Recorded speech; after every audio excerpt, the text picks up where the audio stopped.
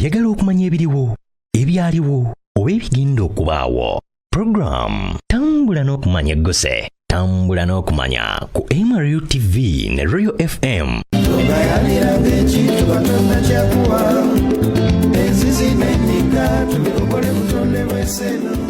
Bwe twogera ku nsonga y'okukuuma obutonde bw'ensi, Uganda yandibanga olukano yaluvaamu dda.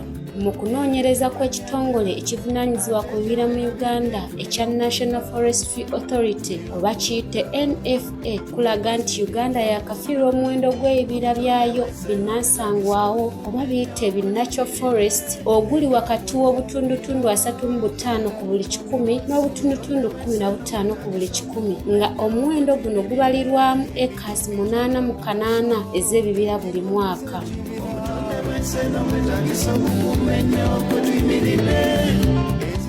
Bwe weebuuza ensonga ereetedde bannayuganda okusaanyaawo ebibira bino, ekyokuddamu ekituufu kiri nti byanfuna wamu n'okukulaakulana omuli okwokya amanda, okufuna enku ezifumba, okulima n'okulunda wamu n'okuzimba ebibuga eby'omulembe. Wabula ne beerabira nti ensi yatti Uganda yandifuuka eddungu olw'okuba nti emiti egyandiyambyeko mu kusobozesa enkuba okutonnya wamu n'okukwata kibuyaga ow'amaanyi gitemeddwa mu bitundu eby'enjawulo mu ggwanga muno.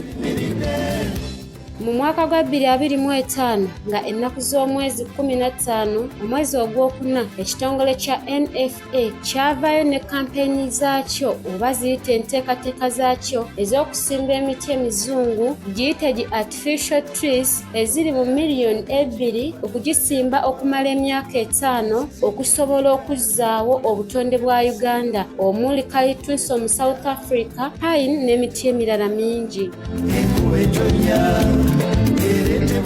Olw'okusaanyaawo ebibira kireetedde ensolo eziwangaalira mu nsiko okubulwako obutuuze bwazo era nga kati zino tezirina we zibundirabundira okuggyako okubundirabundira mu bantu, ekintu ekibaviirako okufiirwa obulamu bwabwe mu bitundu by'ekigezi. Kale ggwe nga munnayuganda okubirizibwa okusimba emiti wamu n'okukuuma egyo egiriwo okusobola okununula ensi yo ku lwa Katonda n'ensi yange. Ekizine emika tubikuume kwe butonde bw'ensi. Obutonde bw'ensi nga bwetagisa kukuuma ennyo kwe tuyimiridde.